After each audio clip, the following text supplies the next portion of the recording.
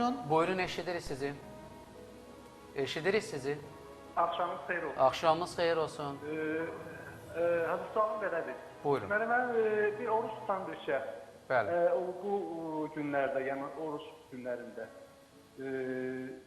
əgər borcu varsa, iftar süfrəsi verə bilərmi, ya verə bilməz? Bu nə dərəcədə düzgündür? Yəni oruç tutsam, amma ki, kiməsə bir şəxsi borcu olan bir şəxs. Təşəkkür edirəm. Təşəkkür edirəm, minnətdarım. Maraqlı bir sualdır, buyurun. Əgər insanın borcu varsa, ilk növbədə borcunu qaytarmaq haqqında düşünməlidir. Amma bəzən borc olur, mütəmadi insan onu ödəyir. İş adamı da ticaridir. Ayda məsələn nə qədərsə ödəyir. Eyni zamanda da iftar vermək istəyir. O borclu olduğu adam da narahat deyil. Hər ay tutaq ki, 2 aydan bir o mütəmadi olaraq böyük bir məbləği kiçik hissələrlə ödəyirsə, o halda təbii ki, iftar da verə bilər, yaxın insanlar iftara da dəvət edə bilər. Amma borclu borcunu tələb edirsə, gözləyirsə və bu insan borcunu ödəmək əvəzinə gedir, iftar verirsə, bu düzgün deyil. Çünki onun hər halda borcu ödəmək vacib bir məsələdir, amma iftar vermək vacib. Amma bu cür ticari münasibətlərdə insanlar var. Mən tanıyıram, siz də tanıyırsınız o cür insanları. Alış-verişdə bir-birlərinə borclu olurlar, öz bizneslərini qururlar. O təbii tərəfdir. Amma təbii ki, insan israrla öz borcunu istəyirsə, məncə Rəbbim də belə qəbul edər. Belədir. Əgər borc tələb olunursa, borcu qaytarmaq lazımdır. Bəzi adamlar iş adamı da olmazsa, tutaq ki, məsələn, böyük deyəndə müəyyən qədər məbləğdə borcu var və onu ayda, 2 ayda bir dəfə ödəyir. O da gözləyir, insan da narahat deyil. Bu halda məsələn müəyyən məbləğdə sərf edib iftar verə bilər insanlar. Amma yox, borcu hər bir halda önə salmaq lazımdır ki, borcsuz qalmasın. Mən belə bir 2-3 gündür ki, ardıcıl hər gün bilirsiniz, istər iftardan öncə, iftardan sonra biz xeyriyə aksiyasında iştirak edirik. Mən özüm üçün belə yeni kəşf etmə deyil, bunu iman adamları, hər kəslər deyir. Mən belə başa düşürəm ki, bəzən biz iftarlarımızı, yəni ilahi ziyafəti azaltmaq demirəm. Şan şöhrətə dayanan ilahi ziyafətləri məncə dayanıb bunu paket halına gətirib. Fəqirlərin, füqaraların, imkansızların, haqqı olanların məncə qapısını döysək, bu daha yaxşı olmazmı? Mən təkrar söyləyirəm, mən ilahi ziyafətin haqqına girmirəm. O Allah qonaqlığıdır. Amma bu ilahi ziyafət ki, 300-500 adam çağıracaq və o adamların da o qədər də yeməyə çox ehtiyacı yoxdursa, bunu bir paket alana gətirib, bəzən hətta reklam etmədən belə, indi biz təşviq üçün deyirik. Çünki ovqat bizi himayə etdiyinə görə deyirik ki, yəni belə bir şirkət bunu edir, halallıqla bağlı da. Amma bunu paket halına gətirsə, çünki biz bilirsiniz, biz dedik ki, Ramazan boyunca Yeni Fiqh Mənavisinin Təbliğ İctimai Birliyi ilə inam olaraq biz 1000 haqq sahibini ziyarət edək. Biz artıq bunu sistemli şəkildə həyata keçirməyə başlamışıq. İnanın, çox sevindirici nailiyyətlər əldə etmişik.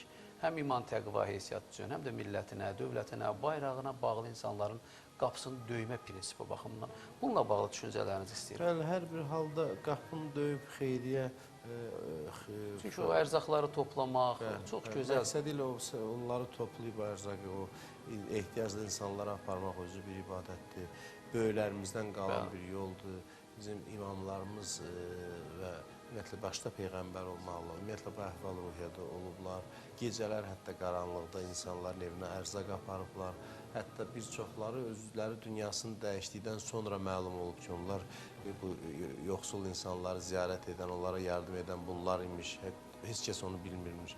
Yəni, gecə hamı yatdıqdan sonra özləri şəxsən, heç bir xidmətçidən istifadə etmədən, çinlərinə azuqə yemək alıb aparıb insanlara paylayırlar və bu gözəl bir ənənədir. Ramazan ayında da bunu etmək yaxşıdır. Əlbəttə, sizin qeyd etdiyiniz kimi iftar süfrələri də qalmaq şərti ilə o bir mədəniyyətdir. Bunun da əsasını qoymaq lazımdır ki, Ramazan ayında təkcə iftar verməklə kifayətlənməyək, onunla yanaşı bu işlərdə görək ki, biri-birini tamamlayır.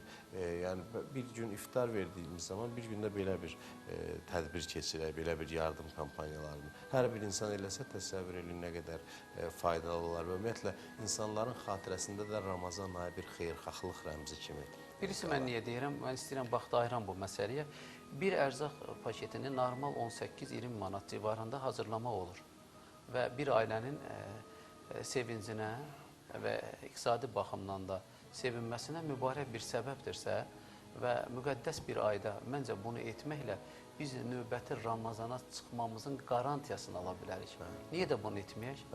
İnsanın etdiyi yaxşılıqlar ilk növbədə özünə qayıdır. Düzdür, biz özümüzə qayıtsın deyə etmirik. Biz çalışırıq, insanları sevindirək. Amma hər bir halda biz heç kəsə minnət qoya bilmərik. Ümumiyyətlə, bizim haqqımız yoxdur. Bizim boynumuzda böyük bir minnət var. Allah bir insana, başqa insanlara faydalı olmağı qismət edibsə, bu ilk növbədə Allaha şükür etməlidir. Yəni, bilirsiniz, doğrudan da Allahın qisməti lazımdır ki, insan kimlərəsə xeyir verə bilsin, fayda verə bilsin. Allah izin versin ki, onu etsin. Kimsə ondan hər hansı şəkildə yararlana bilsin. Ona görə də tamamilə sizinlə razıyam ki, yəni, bu tip hərəkətlər, bu tip davranışlar, əməllər bizim özümüzə də faydalıdır. Əslində malımızı da sığortalayır, canımızı da sığortalayır. Amma ilk növbədə də başqa insanları sevindirir. Doğrudan da insanların sevinci, xeyir duası insanın həyatına əhəmiyyətli dərəcədə Təşəkkür edirəm, təsir minnətdaram. göstərir. Mükəmməl bir cavab oldu. Xanım redaktor. Çox sağ olun. Bizə yazan tamaşaçılardan birinin sualını səsləndirib. Yazır ki, Allah sizdən razı olsun, bizə Ramazanın gözəlliyini yaşadırsınız. İftara dəvət edildikdə bəzi qonaqlar saatlarla məclisi tərk etmir. Bu doğru davranışdırmı? Ədalət Teymroğlu soruşur. Allah razı olsun Ədalət adlı izləyicimizdən. Saatlara tərk etmir. Bəli, bəzən olur belə. Bəzən olur, sizdə bizdə şahid oluruq. Qəlblərinə dəyməsin. Bu nə edək? Əslində necə olmalıdır? Çünki restoran şəraitində iftara dəvət etmirsən, yemək yeyilib, dualar edilib, çaylar içilib, sonra nə olmalıdır? İnsanlar yemək süfrəsi ətrafında əyləşməli, dualar edilməlidir, ibadətlər edilməlidir. İftardan sonra məsələn, çay süfrəsi arasında bir ünsiyyətə də ehtiyac var. Çünki iftar süfrələri həm də bir ictimai ayindir. İnsanların bir-biriyle danışması, ünsiyyət. Xüsusilə də indi sosial şəbəkələrin əsasən bütün həyatımızı müəyyən mənada zəbt etdiyi bir dönəmdə, yəni adi canlı ünsiyyətdən insanlar məhrumdur. Ailə daxilində. Doğrudan da bu artıq bir problemə çevrilir. Belə bir zamanda iftarlar bizi o görüşmək ənənəsinə qaytarır, canlı ünsiyyət ənənəsinə qaytarır. Təmas qurulur. Təmas qurulur və bu çox faydalıdır. Amma da saatlarla dəvət edən insan yəni o süfrəsində oturmaq, tərk etməmək bir qədər də artıq ona narahatlıq yarada bilər, həmin o yerdə də müəyyən vaxta qədər danışa bilər. Ona görə də çalışaq ki, hər şeydə orta həddə riayət eləyək. Ümumiyyətlə, heç bir davranışımız kiməsə əziyyət verməsin. Başqasına əziyyət veririksə, narahatlıq yaradırıqsa, bu yanlışdır. Ona görə mümkün qədər yığcam, çox vaxt almamaq şərti ilə, amma eyni zamanda lap tələsik də olmasın ki, insanlar yəni mənəvi zövqü tam tərk etmədən. Bir görüşsünlər, bir danışsınlar, bir hal-əhval tutsunlar insanlar. Ya məsələn, tanış olmayanlar tanış olurlar. Ümumiyyətlə, iftar süfrələrinin bir çox cəhətdən əhəmiyyəti var. Sadəcə yenə də insanlar ağılları ilə bu məsələləri tənzimləyə bilər. İnsan hiss edir ki, artıq zamandır ki, durub məclisi tərk etməli. Bu insan, yəni, bunun bir qaydası yoxdur. Bu insan özü də hiss edir. Bu ədəbə bağlıdır. Minnətdaram. Xanım redaktor. Çox sağ olun. Qəşəm Neftiyev adlı tamaşaçımız yazır ki, atam bizi, ailəmizi evdən qovub 5 ildir ki, biz getmişik evdən. İndi çağırıram, deyirəm, gəl bir yerdə olaq, yaşayaq, gəlmir. Bizə həmişə bəddua edir. Özüm namaz əhliyəm, bu nə qədər günahdır. Təşəkkür edirəm, xanım redaktor. Admin mənə dedi, dedim, mütləq o izləyicinin oxuyun. Niyə? Çünki buna oxşar hadisələr var. O qəşəm adlı izləyicimiz kimdirsə, onun ağrısına şərik olaraq çox istərdim ki, nə etməlidir? Və tövsiyəniz nədir? Bilirsiniz, atalar, valideynlər də çox hallarda səhv edir bu tip situasiyalarda deyirəm. Yəni, biz həmişə adətən valideynlərin tərəfindən çıxış edirik, haqlı olaraq. Valideyn haqqı olaraq. Bəli, onun müdafiə. Amma bəzən də gənclər hərdən bizə müraciət edəcək, bizim də sözümüzü deyin. Əlbəttə ki, biz valideynlərə ağ olma dedikdə ilk növbədə övladların mənafeyini düşünüb deyirik, valideynlərin mənafeyini. Valideyn, Allahın lənəti olsun deyirlər o valideynə ki, övladını özünə ağ olmağa vadar edir. Bəzi valideynlər var, təhrik edir. Elə bir davranış, yenə də bu övladı məsuliyyətdən azad eləmir. Hər bir halda yaxşı ataya da qarşı, pis ataya qarşı, ya yaxşı ana, pis ana. Ümumiyyətlə, bu pis sözü ana-ata sözü qarşısında işlətməyə belə adam Allah ayəsində buyurur, uf belə deməyin. Uf da deməyin. Yəni, hətta səni söysə belə, təhqir etsə belə, valideynlərin müqabilində biz gərək ədəb, hörməti saxlayaq. Əlbəttə ki, bu ona ayaq yeri belə demişkən verməməlidir ki, mənə onsuz da cavab vermir. Əslində valideyni məsuliyyətdən azad eləmir. Allah övlada bir vəzifə müəyyən edir, valideynə bir vəzifə. Valideyn övladına ədalətlə davranmalıdır. Övlad isə valideyn ədalətsiz olsa belə onun üzünə ağ olmamalıdır. Amma bu demək deyil ki, övlad ağ olmamalıdır, valideyn də məsuliyyətdən azad olur. Xeyr, valideyn etdiyi əməllərin cavabını verəcək. Sözüm bu tamaşaçımızın sualınadır ki, çalışsın axıra qədər, hətta atası nə qədər haqsızlıq eləsə, bu ancaq yaxşılıqla cavab versin, atası ilə mehriban davransın, atalıq vəzifəsini icra etməsə belə.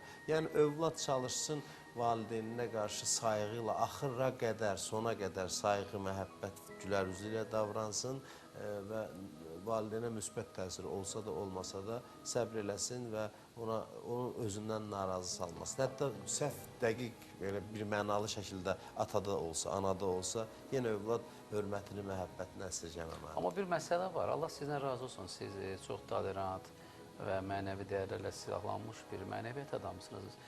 Belə çağırış etməniz doğrudur. Çünki Quran-Kərimin hökmlərinə dayanıraq. Hər zaman siz də, biz də canlı efirdə, siz xütbələrinizdə belə deyirsiniz o ayədən ki, yeganə valideyn haqqı ilə bağlıdır ki, Cənab-ı Haqq uf belə deməyin hökmünü verib.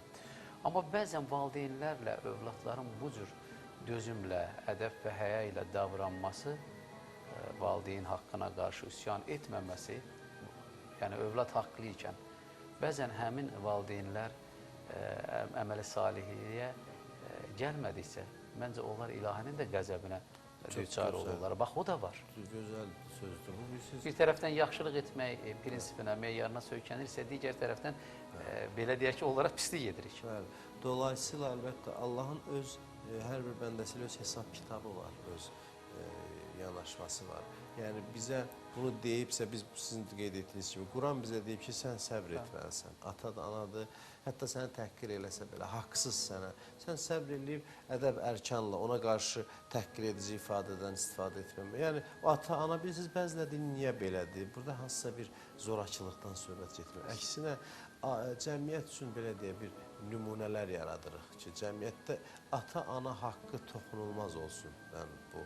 Amma eyni zamanda siz çox incə nöqtəyə toxundunuz ki, övlad səbr etdikcə, bu səbrin müqabilində islah olmadıqca onu daha ağır əzab gözləyir, daha ağır cəza gözləyir. Çünki ona deyiləcək Allah qatında ki, bu övlad sənə bu qədər güzəşt etdi, sən yenə də zülmündən dönmədin. Onun əslində dolayısıyla bəli, təəssüf ki, axirət əzabını biz öz mehriban davranışımızla daha da artırmış oluruq. Amma əlac yoxdur. Rəbbim belə istəyir. Və o özü görüb ibrət almalı insan, o da ahıl bir insandırsa, valideyndirsə gərək nəhayət ki, ayrılsın ki, mən neçə ildir buna zülm edirəm, bu mənə güldən ağır söz demirsə, mən də bu əməlimdən əl çəkim. Əgər bunu başa düşmürsə, yəqin ki, əzaba layiqdir ki, Allah sizdən razı olsun.